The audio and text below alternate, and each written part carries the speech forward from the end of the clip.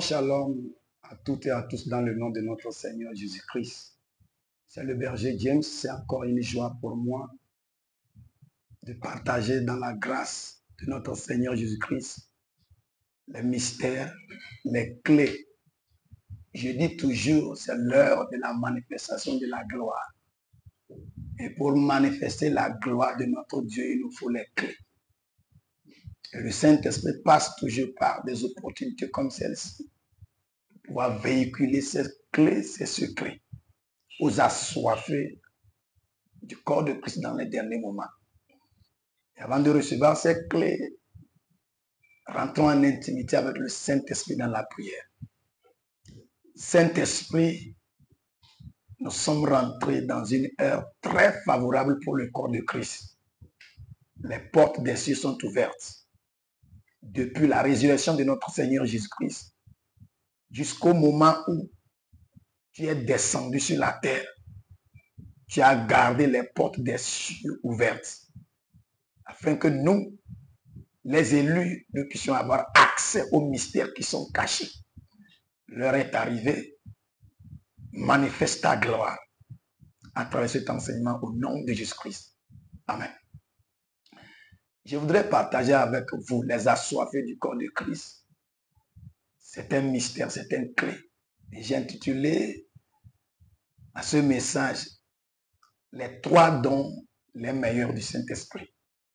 Les 3 dons les meilleurs du Saint-Esprit. Dans 1 Corinthiens chapitre 12, surtout verset 1, Paul a parlé des dons. Généralement, nous les prenons comme des dons. Mais en réalité, dans les tout premiers versets de 1 Corinthiens chapitre 12, il parlait plutôt des manifestations du Saint-Esprit. Et généralement, il y a 9 manifestations du Saint-Esprit. Et ces manifestations, ce n'est pas pour mon avantage personnel. Non, c'est pour l'utilité du corps de Christ. Voilà la raison pour laquelle les gens ont les 9 manifestations, ce qu'ils appellent les dons. Mais ils ne peuvent pas profiter de ces dons-là.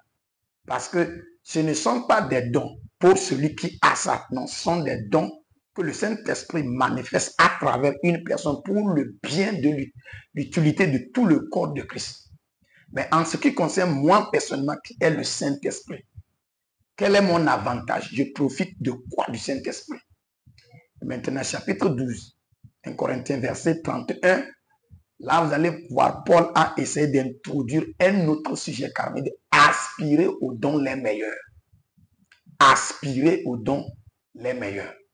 Alors ça veut dire que en dehors des 9 manifestations dont il a parlé, en haut, il y a réellement ce qu'on appelle les dons et les meilleurs dons du Saint-Esprit.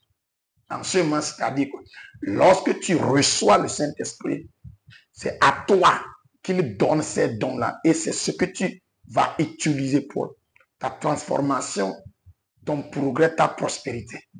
Et il y a 3 types de dons spécifiques que j'appelle les dons les meilleurs. Et Paul nous dit, aspirons à ces dons-là. Autrement dit, un chrétien qui manifeste les 9 manifestations du Saint-Esprit et qui n'a pas ces dons meilleurs, lui, le corps de Christ va profiter de lui-même. Lui-même, il ne va pas profiter de lui-même.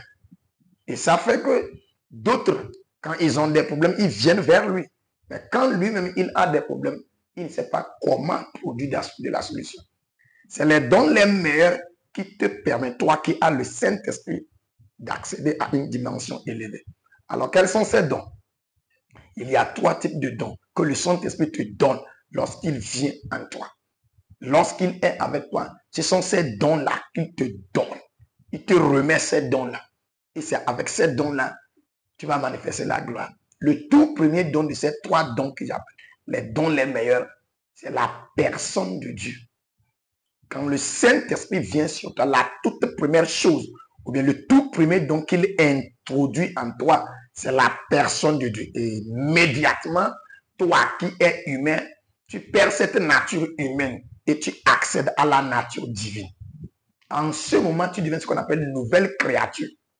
La nouvelle créature, ce n'est pas Dieu qui a créé ça. Ce n'est pas l'homme qui a créé ça. Nous savons que Dieu a créé l'homme. Et quand un homme met au monde un autre, il devient homme automatiquement. Et cette nouvelle créature, ce n'est pas Dieu qui a créé ça. C'est pourquoi la Bible dit, si quelqu'un est en Christ, il est devenu une nouvelle créature. On devient une nouvelle créature. On n'est pas créé comme ça, on devient. Alors pour devenir une nouvelle créature, il va falloir prendre cette décision de quitter la dimension humaine, se loger en Christ. En ce moment, tu n'es plus humain, tu n'es plus divin, tu es humain divin. C'est-à-dire que tu es Dieu homme. On te voit comme un être humain, mais ta manifestation rentre dans la catégorie de la manifestation des dieux. Tu deviens un Dieu humain, physique comme ça sur la terre. Et quand les forces du mal, les forces des ténèbres te voient en tant qu'humain, et elles cherchent à t'assaillir parce qu'elles voient un être humain. Mais c'est lorsqu'elles s'approchent de toi qu'elles se rendent compte que ce n'est pas un être humain. C'est un Dieu qui est logé dans un être humain. C'est ça qu'on appelle la nouvelle créature. Et pour atteindre à cette dimension de nouvelle créature, il va falloir avoir la personne de Dieu. Et c'est le don là que le Saint-Esprit donne quand il rentre en toi. Alors quand tu as le tout premier don qui est la personne de Dieu maintenant, vous allez voir qu'avec la personne de Dieu, tu peux créer le deuxième don, activer en quelque sorte le deuxième don. C'est la présence de Dieu. Il y a beaucoup de personnes qui confondent l'onction à la présence de Dieu. Non, la présence de Dieu, ce n'est pas synonyme à l'onction de Dieu. La présence de Dieu, on la connaît et on la garde. Et quand elle est tout autour de nous, tout ce que nous déclarons ou nous faisons en ce moment particulier, dans cette présence de Dieu, ça sort avec la divinité. C'est ce que Adam avait dans le jardin d'Éden. Et lorsqu'il a mangé le fruit de famille, c'est la présence de Dieu qu'il a perdu. Généralement, on appelle ça la gloire de Dieu. Et ça, c'est un don que le Saint-Esprit nous donne. Alors, avec la personne de Dieu, on est capable d'activer la présence de Dieu. Et quand on a la présence de Dieu, parce qu'on a la personne de Dieu, on va au troisième don qui est quoi? La puissance de Dieu. Autrement dit, la puissance de Dieu ne se manifeste pas là où la personne de Dieu n'est pas. Et la personne de Dieu ne peut pas être réellement présentée, manifestée quand il n'y a pas la présence de Dieu. Donc, la personne de Dieu, c'est le premier don. Et la personne de Dieu nous permet de pouvoir provoquer la présence de Dieu. Et la présence de Dieu étant le deuxième don nous permet maintenant de manifester la puissance de Dieu. Alors, c'est les trois dons, les trois P. La personne, la présence et la puissance. Et quand quelqu'un a ces trois dons, et quand il déclare une parole, elle sort dans la zone de gloire. Rien ne peut limiter cette parole. Rien ne peut emprisonner cette parole. Et dans ces derniers moments, les chrétiens doivent atteindre cette dimension où lorsqu'ils relâchent une parole, elle ne sort pas en tant que chrétien simplement, mais elle sort en tant que Dieu. Et quand Dieu parle sur la terre ici, tout doit obéir. Nous devons atteindre cette dimension-là. La personne de Dieu, la présence de Dieu, la puissance de Dieu. C'est en ce moment que le corps de Christ va devenir la seule solution au monde. Où la technologie, la médecine, la magie, la sorcellerie, la politique vont se tourner vers l'église. Et l'église va les conduire. Et c'est ça qu'on appelle préparation pour l'enlèvement. Alors, tu es illuminé sur ces dons. Ce sont des mystères. À partir de maintenant, aspire à ces trois dons. Les dons les meilleurs. Et tu dois chaque temps chercher la part du Saint-Esprit afin qu'il puisse manifester la personne de Dieu, la présence de Dieu et la puissance de Dieu. Saint-Esprit, je demande que cette parole devienne un pont qui va te lier avec quelqu'un qui l'a écouté, afin que tu envahisses cette personne-là avec la personne de Dieu, tu déclenches la présence de Dieu et que tu manifestes la puissance de Dieu dans sa vie.